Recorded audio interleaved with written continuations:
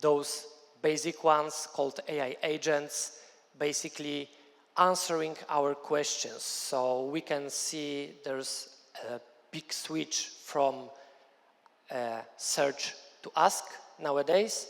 And those are basically the AI bots where instead of Googling stuff, we can ask some questions, and we can either use the general ones or we can prepare our own ones to answer us based on the expertise and based on the field we want it. Then we've got the chatbots. So in our case, those are for the external use. Those are not for our employees. Those are for our users or prospects. So we've got this in-panel live chat answering questions of our users. We've got this on-site live chats helping our salespeople and SDRs to qualify leads and to provide the best answers whenever they are there. We also have this tickets handling bot, which we are using quite extensively. And the last part is this virtual assistant.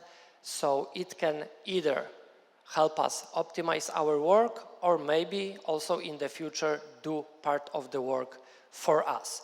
Now we are using it more in this hybrid model, but I'll be talking about it a bit more later. So when it comes to our use cases, we've got the ones for the internal use, we've got the ones for external use, and we've got a few small features where we are saving quite a lot of time of our people to solve those simple, repetitive, boring tasks, but of course they must be done. So we've got one feature called Tracking Domain Verifier. Those of you who know Voluum, you know that there are multiple tracking domains you may use for your performance. What it takes care of and what was done manually even a year ago is we randomly generate those domains. We buy them in bulk in hundreds. What we need to take care of, we need to make sure that they do not contain any words that might be insulting, that might be similar to well-known brands, etc.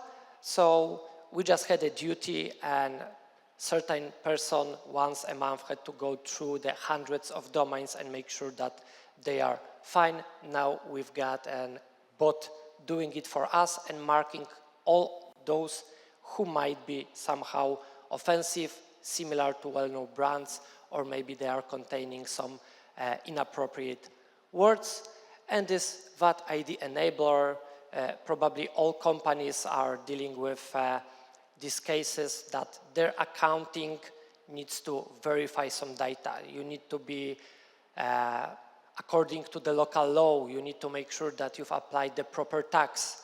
So what it does, basically, whenever someone registers to our panel and he provides the company data, it automatically scans the data provided with official websites where you can verify if this is a legit business. If there are any disruptions or something is, let's say, not legit, we verify it as human beings, but in general, if all is clear and there are no typos, no changes, it's doing it for us, saving our accountants lots of time. When it comes to the internal support, the basic AI agent that we have built, some good practices. This is a great help, for example, for our new joiners or people on junior levels. So they do not have to waste their time scanning through our documentation, looking through Slack, looking through Confluence. Basically, the database that we fit into this agent is our official documentation, our internal Confluence, or it can scan both. And also we are utilizing 5 different models. So we've got Gemini, we've got OpenAI and GPT-4.5.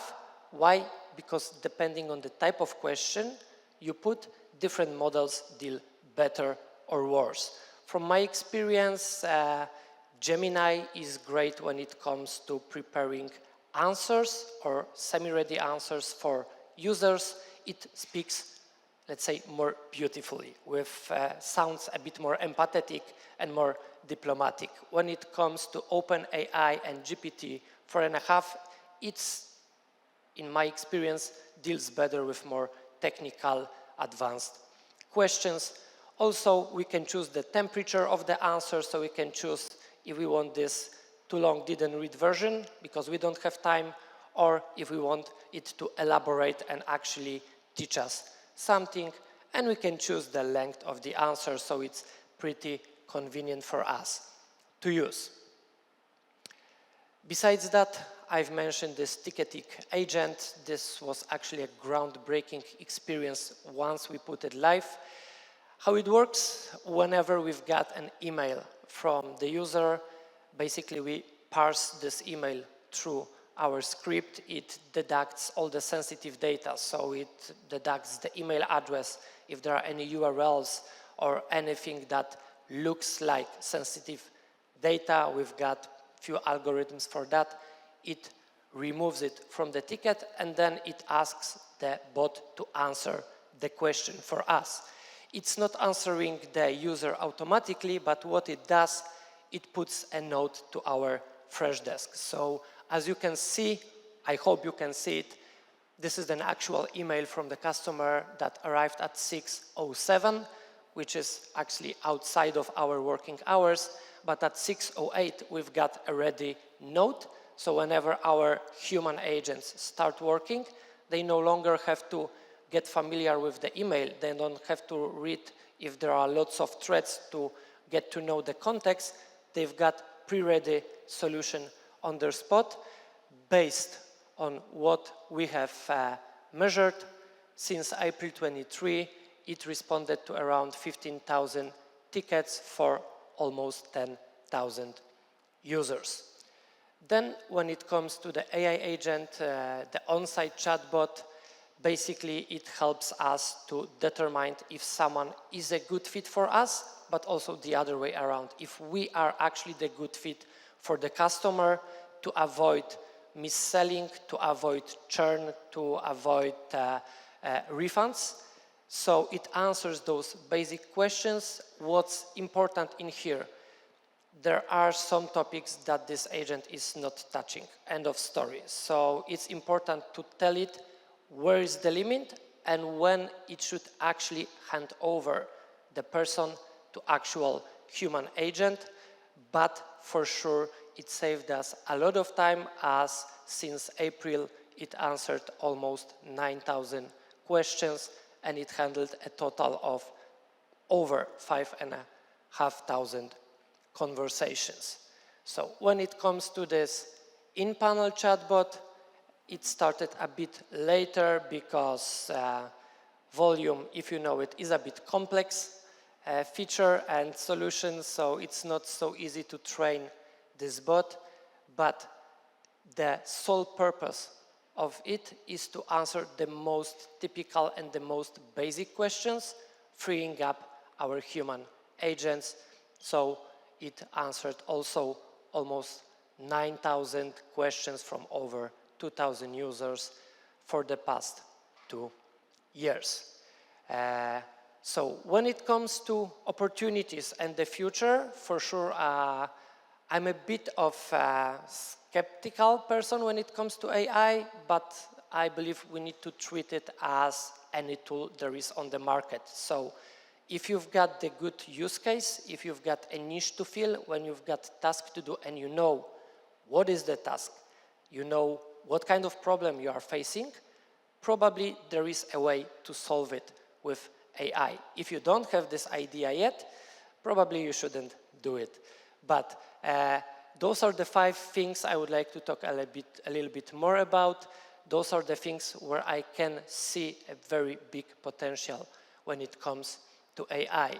So as I originate from the support teams, this 24/7 availability is a big opportunity for us. It doesn't need to sleep, it doesn't need to eat, it doesn't take the days off, it doesn't take the sick leave, it doesn't take the maternity leave, and probably it will not retire. So we can see easily how many interactions were done with our actual live chat with people behind it compared to the AI bot from the very first day it started. So we've got this global reach and we've got no off hours, so we can save tons of time for our agents, as if even 50% of those questions are answered, when they log into work, they no longer have to deal with it. They can work on actual cases and part of the job is done for them. Then we've got also this cost efficiency, so it's same screenshots from the email, but basically what we have done, we have measured the average response time. This is one of the features in Freshdesk, so it was pretty simple task to do. And we've compared the data before having this node done by AI and after. So since April 23, we can see that the average first response time was reduced by 3 minutes in general. And as it handles around 500 tickets monthly, it's the equivalent of around 9.5 additional people working full-time every month for you. So when it comes to the costs, they are much harder to actually calculate, especially when you are starting implementation, when you prepare the database, when you train the model, when you do the corrections. But in my opinion, it is not if there will be a return of investment, it's rather the question when will it be, and if it's something you do every day, and we in support every day answer those tickets, this is something for sure worth investing in. Then we've got those repetitive tasks. So again, if I don't have to go through the boring list of domain names and look them up and wonder if this is fine or not, I can focus on the actual cases that are interesting. I can focus on more complex things, or I can grab a coffee easily. So I don't have to do as much work every day. And also we have measured on our site that around 630 single tickets, as we are working on the ticketing system, so our daily tasks are also created based on tickets. We have already saved over 2,500 hours of time on these tasks that we are doing basically every 1 or 2 months, depending on many seasonal fluctuations. So this is another opportunity for you to consider whether you need a junior worker doing basic stuff, or maybe you should focus more on his development, and this basic stuff could be done by the AI model or agents.